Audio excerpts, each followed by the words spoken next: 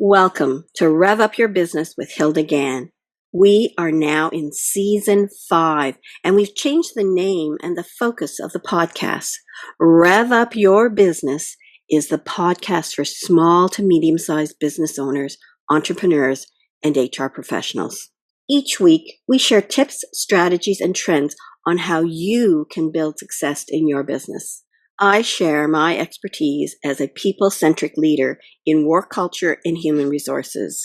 My guests share their expertise in human resources, marketing, sales, finance, IT, leadership, and the multiple facets that you need to take care of your business. If you love to learn and want to find out how you can rev up your business, join us.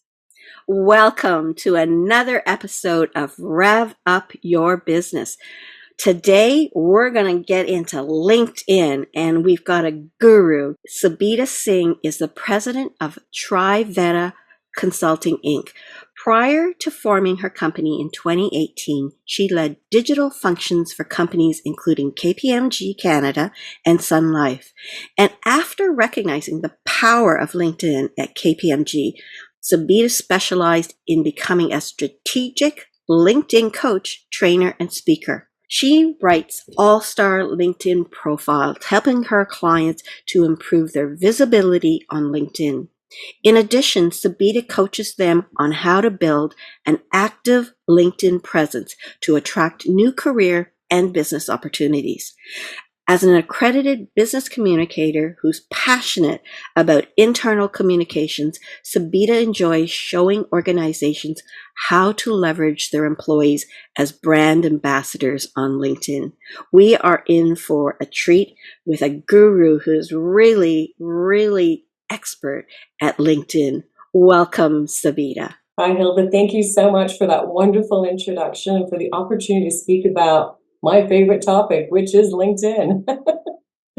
Well, this is a favorite topic everybody has. Whenever people hear about LinkedIn, I could use a little bit more knowledge about it. And when I was thinking about having you as a guest and your LinkedIn expertise, I thought, yes, there's always new trends. You know, Sabita's the one that I gotta have.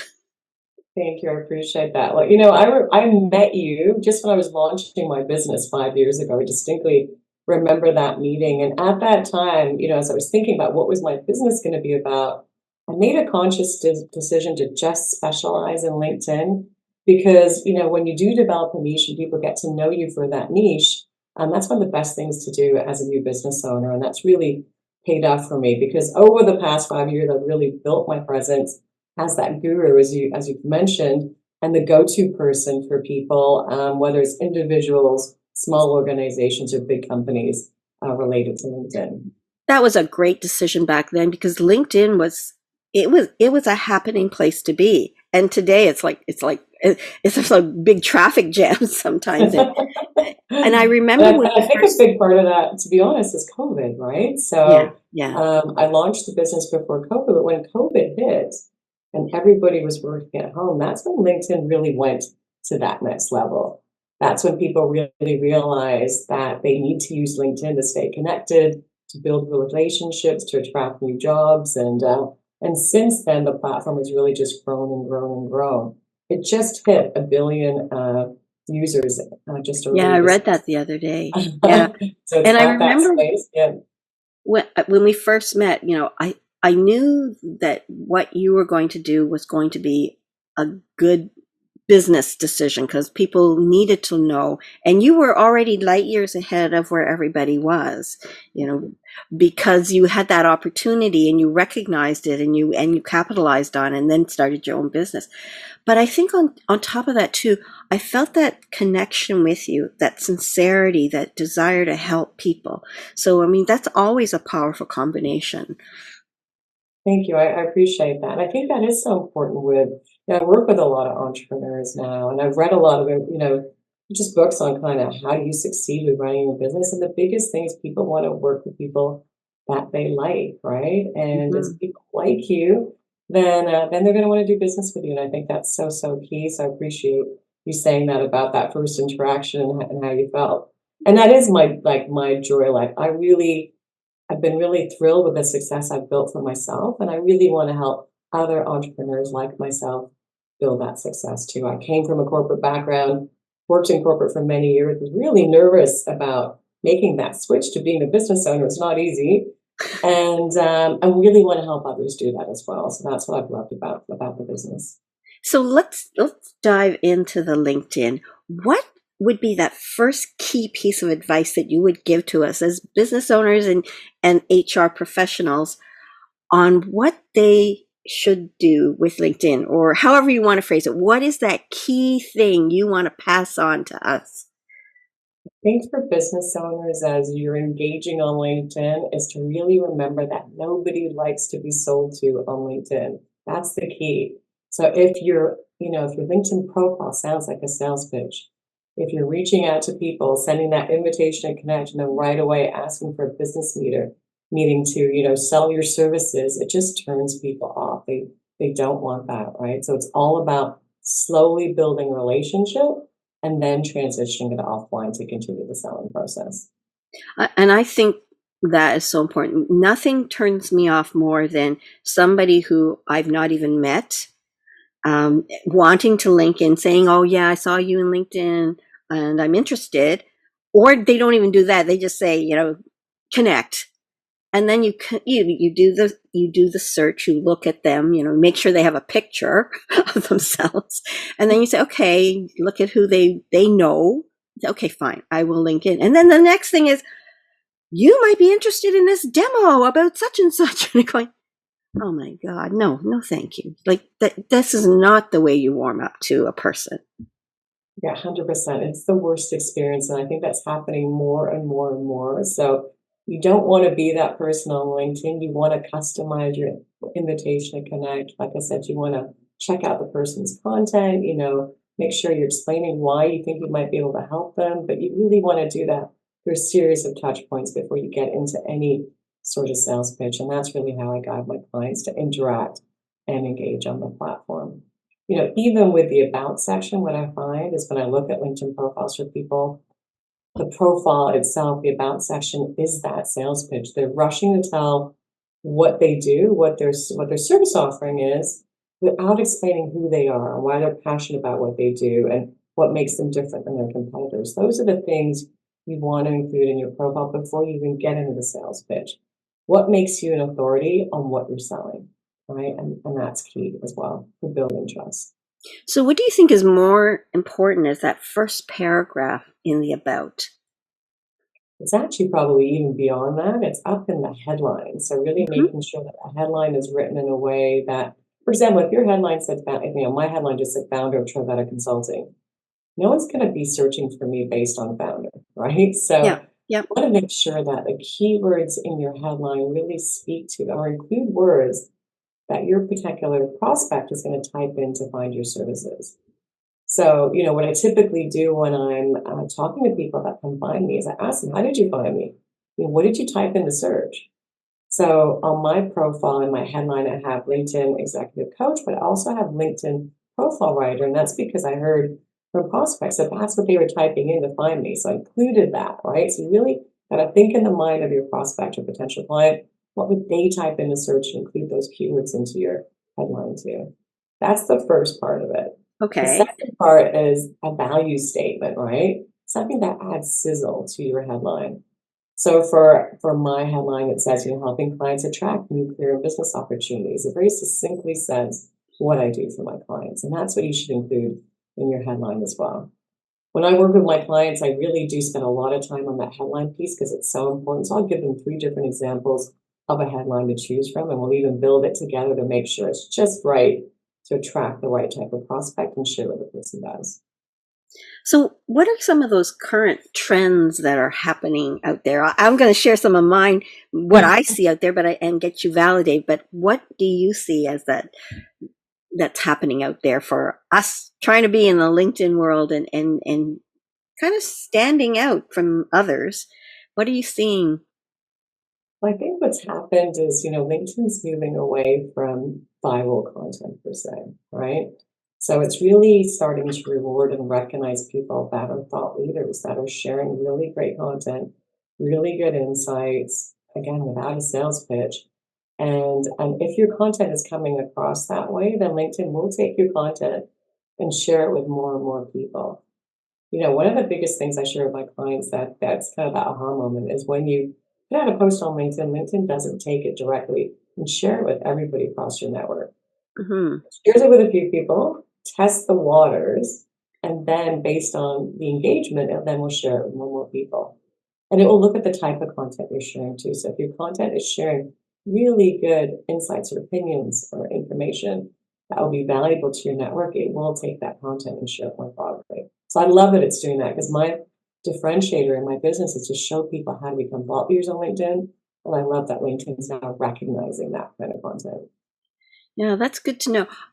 I did something one day where I somebody was sharing about leaders and bad leaders, and this is a passion of mine, is helping leaders really learn their role of helping others, motivate and uplift them to be better, because then it helps your whole team work better. And so this was about the negativity, and I said, I so agree. And I literally kind of went into a rant about why people should be positive. And it was 4 o'clock on a Friday afternoon. 4 o'clock on a Friday afternoon. And I went on my merry way and I went to and made dinner. But I had a few minutes, so I went in and looked.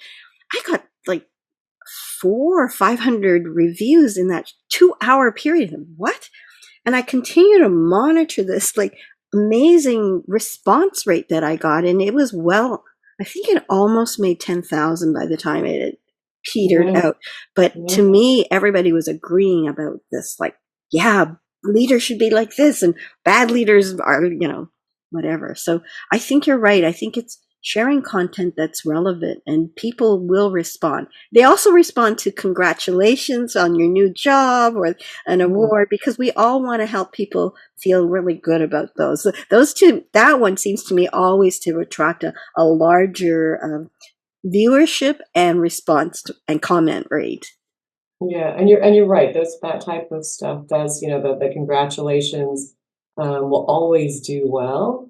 But people are just kind of saying the same thing over. They're just all saying congrats, right? That's why Hmm. if Hmm. you're able to do that, to say something a little bit more on that congrats post or message the person separately to congratulate them and just, say, hey, it's great to see that you. It's a really good segue to build a relationship or reconnect with someone you haven't talked to in a while by saying, great to see you're still at XX company, how's it going there, right? And just, again, start that conversation slowly. So I do agree the congrats message. But for you, I think because you took a really big stand, right? And you said something very strongly about that topic and you came across as passionate and genuine, that's why people really Yeah. probably really responded well to your post, right? So the more that anyone, in your listenership can actually make a strong opinion, share a big insight, even be contradictory, because that also shows that you're a thought leader. If you say, look, I agree with the 4 points in this particular article, but I don't agree with this, or I really think that this particular point is really important too. That's Yeah. when you Yeah. elevate Yeah. yourself in terms of your brand and your presence. With regards to the profiles, you sort of talked about the beginning, and I know there's these all-star ratings. People need to fill in things to get this all-star rating, which we shared in your bio that you help them do that. What kind of tips and strategies would you share with us for getting, an all-star profile? Sure, yeah, that's a big topic in itself. I do whole webinars on that particular piece. So what is an all-star, first of all? So an all-star is a ranking giving out by LinkedIn to profiles that have 8 key components. And they're basically foundational things, so pretty straightforward, like having a headline, having a photo, having an about section. And when I do my webinars, I really focus in deeply on kind of what should the headline look like, what should the about section look like, right? All of those things. So if you have those 8 key components, and according to LinkedIn, you get 40 times more views than profiles that are missing key information. And when you look at your LinkedIn profile, if you go under view profile, if you're an all-star already, you won't see anything. It means you are an all-star. But if it says beginner or intermediate, it will give you steps on kind of how to take yourself to the next level to become an all-star. So you want to make sure at the very least that it's not showing beginner or intermediate, and that way you're getting many more views on your profile overall. Any tips and strategies for those people who actually should make sure they have a good LinkedIn profile? Yeah, I think, for the about section, right? That's another place that I spend a lot of time with my clients. Like I will send them a questionnaire and I'll ask them things like, how did you get into your field? Why do you love what you do? What are your superpowers even? And I'll use that to create a true career story for the person because that's what you want to develop and share on LinkedIn. The more you share about yourself, the more people are going to want to connect with you. So move away from the third person, make sure it doesn't sound like a bio or a formal resume, but make sure it sounds more like you talking one to one to the person who's reading it. Even share what, types of things that you do in your personal times. That just helps you become seen as a well-rounded individual. And that might be that first thing that someone talks about. Like if you love to make wine and you don't call the person next and they love to make wine too, or they just love drinking wine, right? That's just a great starting point for a conversation. And that's a great way to build rapport, right? So it's that well-rounded, full about section that's really a lovely way to just build connection and I, I rapport. I know what you mean because when people link in with me, I've oftentimes when I meet somebody in an event and I like them, I try to link in with them or they link in with me. We agree that we're going to link in, right? And when I see their profile, I look for commonalities, for connections. Oh, this person lived in Calgary, or lives in Calgary. I've lived in Calgary for a while. We have the same interests.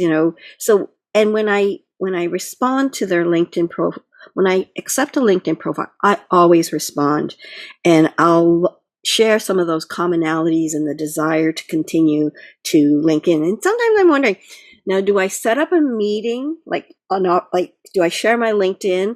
Or is it too soon? It's almost like that dating game, right? Yeah, Is it too yeah. soon? But I think if I made that really strong connection, I know the two of us want to get together. For convenience, if you'd like, I'll add here is my Calendly link so that we can find a suitable time. But it's almost like a dating game. And as I said, I don't like being sold to. You link in with me and you tell me you've got a demo that's going to work for me. Don't Yeah, even know you. yeah. But, and you're so right about that. Like if you're just, gonna say to the person, hey, I want to share a demo with you or my sales offering or whatever, people are gonna run for the hills. But if you're gonna book a meeting with somebody, I think the key is really to think about what of value can you provide to them aside from your sales pitch. Mhm. Is there learnings that you have from a client in the same industry as them? Is there a five-step methodology on something that might be beneficial for you to share with them, or a survey, or you can then share the survey results. It's something like that where you know that they're going to get value out of the meeting too, and they're Yep. going to be more likely to meet with you. So you've got to figure out what that nugget is. Yeah, yeah. And as I say, I usually don't send my invite unless we know we connected and we see something. We just need to explore to find out what it is that we want to do, continue to know each other and work together. But again, I wouldn't do that without feeling a connection with somebody. Yeah. Sure. Yeah. But you're right, it is like a dating game. You're slowly building rapport, right? You're connecting. And, another tip I have just is, if you don't know the person at all, let's say they're in a senior position in the company, you're worried about them accepting your invitation to connect, go look at their profile first. Go engage with some of their content first. Let them get to know you a little bit before you go ahead and send the invitation to connect. And that Yep. will help 10x your success rate in connecting with them because you won't just be someone that's come Mhm. out and wanting to connect with them. It's another thing that might help. Okay. What other tips and strategies do you want to share?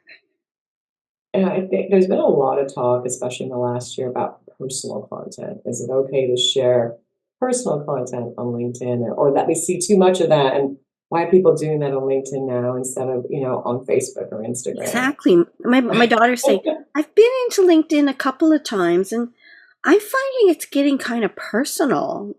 Like to me, Facebook's always been about where you share your personal, what you had for dinner and those kinds of things.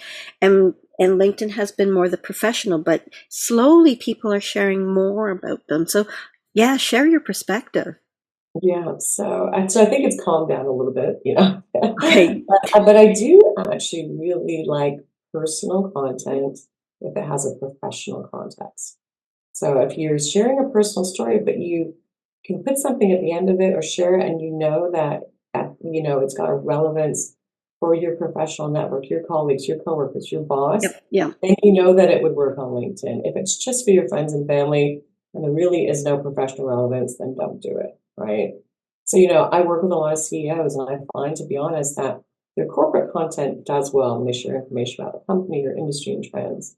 But if they share a really genuine personal story that has that professional context, it does so much better than the corporate content. So when I work with my corporate clients and employees and companies, I always say I have a mix of corporate content, and maybe it's 60% corporate, but 40% personal professional. So it's that nice mix. And once again, people get to see you as an expert in your industry, but Yeah. also get Yeah. to know you as a person and a human too. That blend is really, really key. So you said it's calmed down a bit. So do you see it now? Like, yeah, I think there was too much personal, probably about a year or so ago. Like, Yeah. and now you're right. I feel the ones that attract me are the ones that tell something personal, but it's related to their growth as a professional or their growth as a company or a leader, and that is a more powerful message rather than just, oh, I went with the kids for the picnic. We had a wonderful time. Put it on Facebook. Yeah. Unless they gave you a nugget of wisdom that helps you as a person building a business or as a professional seeking a career or trying to find the balance. Like the message, you're right, has to drive home. Why did you share that? That will help us in this professional LinkedIn platform. I get that. Totally it. Like, what's in it for your network, for your net post? And if you don't have an answer for that, don't share it, right? Okay. I was looking at a post with a colleague of mine. It was someone that they know that had posted about, I think, being away in Japan and, being part of a meeting out there and how great it was to be, and they've got the skyline in the background. But who cares, right? Yeah. Now, it shared that post, but also said, had, something that might have been really relevant and insightful from that meeting that's good for their network to know, or something about Yeah. Japan specifically, something that Or would be the of culture interest. there resulted Yes, in me opening my eyes to connecting with people with their various cultures and getting to know people. You really become. So that message isn't about, hey, guess where I was? It's about, exactly. guess what I learned by Totally. being here. And it's making me a better person. And it can make you a better person if you learn about the different cultures that we all, have. Right? Yeah. Yes, definitely. I'm The curious. other, I'm sorry, I was going to Pardon? Go say, ahead. the other big one, to be honest, that I provide a lot of guidance on, and hopefully, quite a few people that are listening today, they do have an opportunity, have speaking opportunities like this one even, right? So when I guide my clients on how to talk about speaking opportunities, it's not to just go, hey, I have the opportunity to speak on Hilda's podcast, for example, and share Yeah. it. Yeah. Hope people can watch it. But what I would do after this segment, once you've published it, is really state a couple of 2 or 3 of the nuggets of gold that I've shared in this particular podcast that might be relevant for them. So whether they view the actual podcast at all, right? Or whether they just see my post, again, I'm giving away really good knowledge for free. They don't have to Yeah. go listen to everything, but it also elevates my brand as an expert by showing that I'm, one, speaking on your podcast, but two, also a little bit about what I'm sharing. So Yes. I just always encourage people not to say, hey, it was great to speak at such and such an event. Yeah. What did you talk about? What did you share? Yeah. What did you share that might be relevant to the audience? And that's how you take Sometimes that post. interesting statistics. Like Yeah. I know you mentioned 1 billion users now, but it Yeah. could be other things. I'm curious to. I feel like I don't know. It's probably been the last year and a half, but LinkedIn has also become a place to sell, and just almost too much selling, both at the post level and then at the I'm inviting you to come join me on my whatever, or these people when you link in and they want to sell you their demo because they don't even know who you are, but that's part of their marketing strategy. Are you sensing that too? And can it change? Will it change? Like, To be honest, I think it's probably going to get worse because the economy is, it's in such a rough spot right now. People, I think, are getting probably more and more, desperate and looking for business and struggling. So they're going to be using LinkedIn and unfortunately maybe not using it in the right way to serve themselves well. So, I mean, there's a few things there, right? Is you can, if you're getting invitations to connect with people that you don't know, where they're including the sales pitch, right, in the invitation to connect, you can ignore it, right? They don't get notified, so you can decide whether you do or you don't want to accept that message. You can also, in your newsfeed, if you've already connected with people that are just starting to do more of that, you can train your newsfeed by hitting the three dots on the top of that post and just saying, I don't want to see this content or as much of this content. You're still I connected to the think you sent a person. post a couple of weeks ago, Yeah, and probably did. Yeah. I had to remember it. So where are the three dots actually on that post? Yeah, so here's the post, here's your name at the top and your title, and there's three dots right next to the name of the person. You Yeah. click on those three dots, you can ask to see fewer posts, or you can really unfollow the person if you want to. So you can really, and then LinkedIn learns what you do and you don't want to see. You really want to train your newsfeed to show you what you want, and you don't want the content to be annoying or I, frustrating I for think you. in that post you also mentioned if you want to follow somebody, because Mm. I have colleagues and friends and used to get their posts regularly, and now I don't get them so much anymore. And I really do want to follow those colleagues who, are continuing to grow and develop. So is it the same Yes, icon and you select more of? No, it's a different spot, and you're right. That was something that I shared a couple of weeks ago, which I think is really helpful for people. So if you like somebody's content, right? Mm-hmm. So let's say it's my profile or Hilda's profile, right at the top in the top banner, there is a bell. And if you click on the bell, LinkedIn will say if you want to follow that person's top posts or all of their posts, and you click on Okay. one or the two, and that way that's the way to make sure you're getting all of their great content. Okay. So where's that again? It's on that person's name, a Yeah, bell. it's in the top banner of the, Okay. top banner where your name, your photo, and everything is in the top part of your profile. Okay. And there will be a bell on the far right side, and that's what you click on. I like Yeah, that, a bell. Ding, ding, ding, ding. it's the Lily, ring my bell, right? So, We could talk all day, but I think you've given some really good tips to help us, and you've answered some of my kind of pet peeves and my desires to know more about how to benefit the use of LinkedIn. Tell me, like, what's going on now for you and your business? What's next?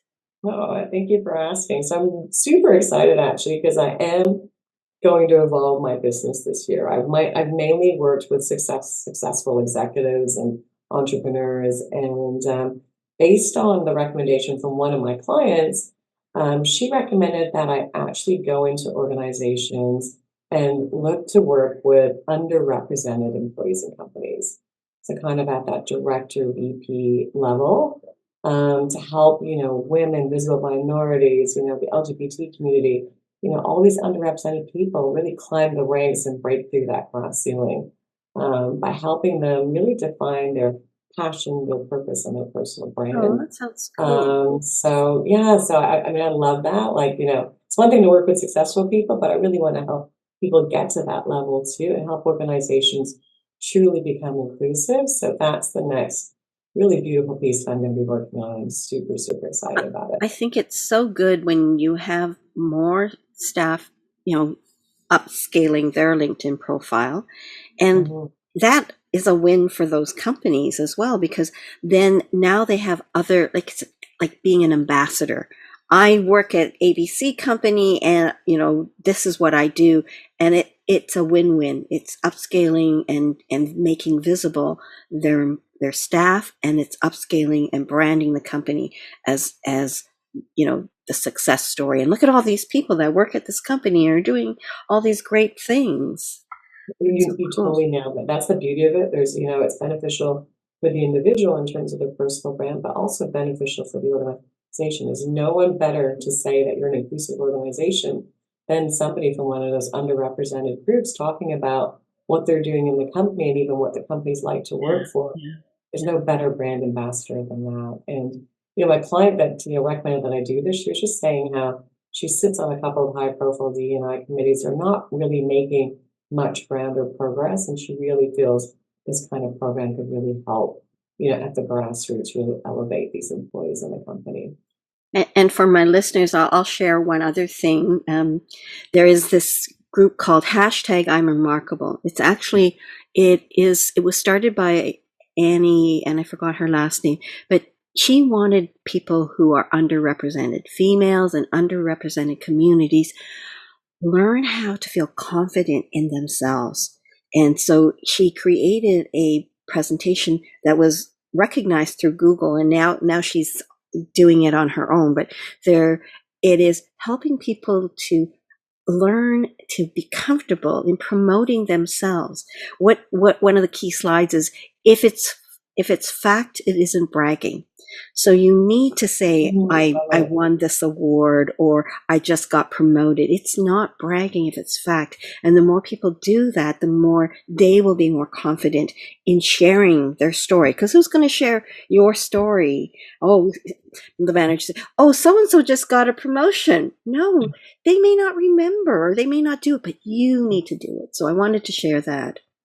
I think, to be honest, it's, that's where people struggle, right? Especially if they're not used to talking about themselves. And that's why the program is a deeper, longer program. It's to help them really figure out how to speak about themselves on LinkedIn, how to brag about themselves. Because you're right, if nobody else does it, it's got to be you that does it. So there's a lot of coaching and guidance on kind of what their editorial strategy is going to be and how to post with my guidance. So, because it's nerve-wracking for anybody, whether you're an entrepreneur or a visible minority or an underrepresented employee in any way, shape, or form, to speak out on LinkedIn and craft a post and share it with your whole network.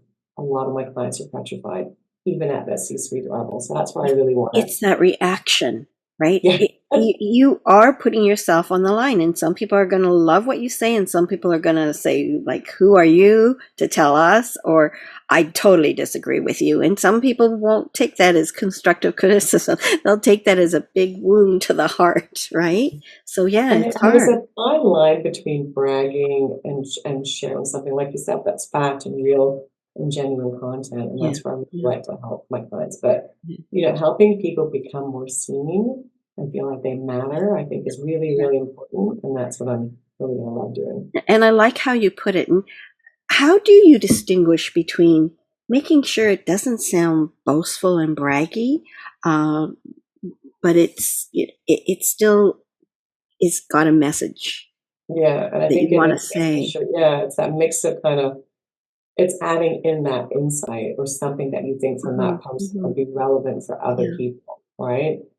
So maybe there's people like yourself that are trying to climb to the next level, and what did this person do to get there? Why that particular award might be worthwhile for somebody else in another company to apply for or be part of. It can be just figuring out what it is, so it just doesn't sound like something that's braggy, but there's some insight, some element of something that would be of interest to your network and relevant for them too. I think you're going to really do well at this, because you're this wealth of knowledge in LinkedIn. You got the understanding of what's happening, the trends, the insights from the past, and how to help people move forward in really highlighting themselves. But on top of that, Sabita, you have this way of presenting information in a calming way, and people will build that trust in you to help them escalate their profile and their being, in essence. So I'm excited for this next part of your entrepreneurship growth, and want to make sure people know, how do they get a hold of you? Well, the best place to get a hold of me is on LinkedIn. I wasn't surprised at that answer. And how's that? Yeah, so just, look me up under Sabita Singh and my company, Pragmatic Consulting. And all I'll say is, when you reach out to me, just customize your invitation to connect and let me know that you saw me on Hilda's podcast. If there's something of value what I shared, just let me know. But I would love to connect. And I do regularly share the latest, greatest things that are happening on LinkedIn. So ring my bell on my profile and make sure you get my content. And I would love to just keep sharing great content with your listeners of two podcasts. Thank you. Well, thank you very much for joining us today. I definitely will go and find your latest post and put a ring your bell on that, because I really do want to make sure I get every possible post, because every little bit of information helps me, and I think will help the listeners and the viewers be more strategic and more seen in LinkedIn, because that's a way of connecting. So I wish everybody well in terms of their ability to connect more in LinkedIn. Thank you, Sabita, for being here today and sharing that wealth of knowledge. It was such a pleasure. Thank you so much, Hilda. You're welcome. And to the viewers and listeners, thank you for joining us. If you like this, give it a thumbs up. And if you want to learn more about experts in the field of helping you build your business or helping you as an HR professional help your business, subscribe. Thanks very much. Have a great day and rev up your potential. Thank you for tuning in to Rev Up Your Business with Hilda Gan. Be sure to like, comment, and subscribe to our podcast on YouTube and Spotify to stay up to date with all of our latest episodes. For more HR tips, strategies, and to learn how you can create a people-centric workplace, visit our website at peoplebrightconsulting.com.